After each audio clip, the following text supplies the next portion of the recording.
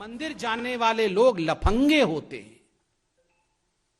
Rahul Gandhi election से ठीक पहले जाते हैं मंदिर,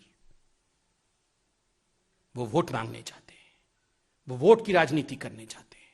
और यहां वो कह रहे थे मंदिर जाने वाले लफंगे होते हैं और लड़कियां छेड़ते हैं। दुख के साथ आपको यह भी याद होगा, यह वही पॉलिटिकल पार्टी है जो आज नफरत की बात कर रही है, विचारधारा की बात कर रही है। यह वही पॉलिटिकल पार्टी है 2019 के चुनाव से पहले भगवान श्री राम के मंदिर पर सुप्रीम कोर्ट में सुनवाई ना हो उसके लिए भरसर प्रयोग किया था, उसके लिए भरसर प्रयास किया था। उनके पार्टी की तरफ से यह भी कहा गया था, जो उनके पार्टी के दिग्गज नेता हैं उनके तरफ से भरे अदालत में यह कहा गया था कि मिलॉर्ड, ये जो सुनवाई भगवान श्री राम के मंदिर के लिए हो रही है, इस सुनवाई को टाल दिया जाए, 19 के चुनावों के पश्चात ये सुनवाई हो। भगवान राम के अस्तित्व को लेकर किस प्रकार से सोनिया गांधी जी के पार्टी ने एक एफिडेविट दिया था जिसमें भगवान राम को काल्पनिक बताया गया था, यह भी हमसे अछूता नहीं है, यह भी हम जानते हैं।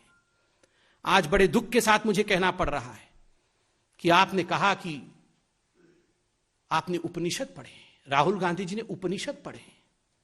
राहुल जी, इस प्रेस कॉन्फ्रेंस के बाद छंदोग्य उपनिषद ऐसा नाम तक उच्चारित करके दिखा दीजिएगा। उपनिषद पढ़ा है आपने? हिंदुस्तान का कॉन्स्टिट्यूशन पढ़ लिया हो तो वही काफी है। हिंदुस्तान के कॉन्स्टिट्यूशन में, संविधान में यह प्रयोजन ही नहीं है कि हम वैमनस्यता फैलाएं। आपने आज जिस प्रकार से हिंदू धर्म और हिंदुइज्म के खिलाफ बोला है, this is against the basic tenants of Indian constitution.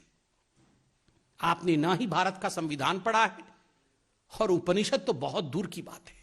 आप केवल उपनिषद के नामों को उच्चारित करिए, यही हमारे लिए बहुत होगा। मुझे याद आता है हमारे अटल बिहारी वाजपेयी जी की वो कविता। आज राहुल जी ने हमारे मन को, देश के 130 करोड़ जनता के मन को ठेस पहुंचाया है हिंदू धर्म के विरोध में कह के।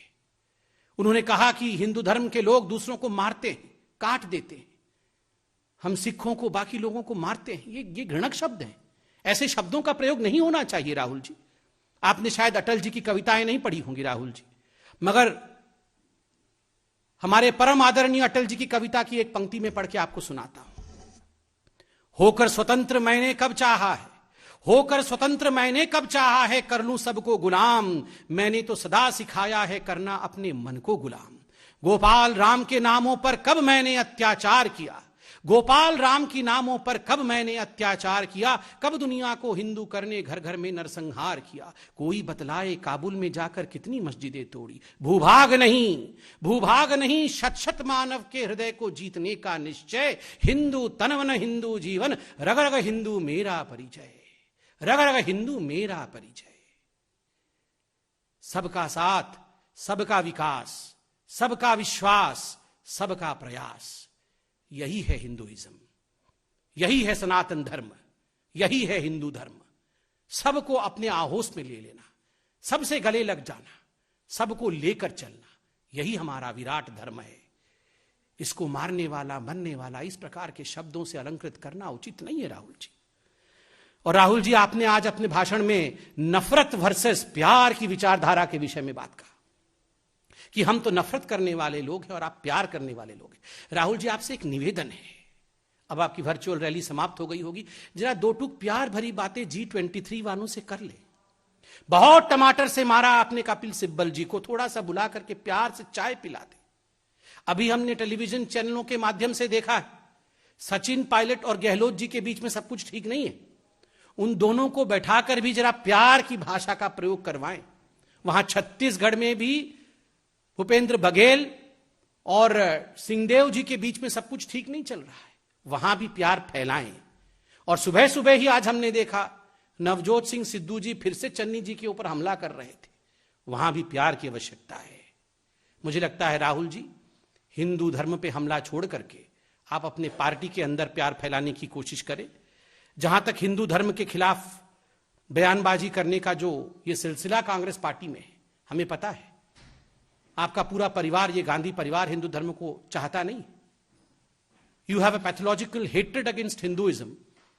पर ईश्वर के लिए, राम के लिए कम से कम उसे प्रदर्शित तो ना करें, कम से कम घृणा फैलाएं तो नहीं।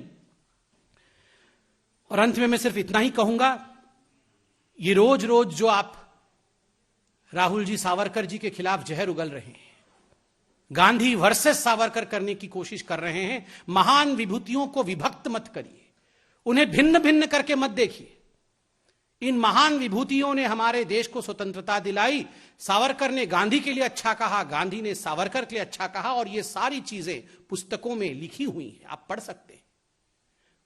मुझे कष्ट होता है, आप महाविकास आघाड़ी उस सरकार के हिस्से में, महाराष्ट्र में आपकी सरकार है, और सावरकर जैसे हिंदुस्तान के गौरव के ऊपर, एक मराठी मानुस के ऊपर, जिस मराठी मानुस ने पूरे हिंदुस्तान में अपने ओज के कारण, अपने वीरता के कारण नाम कमाया है, आप उस मराठी मानुस पर रोज हमला करते हैं।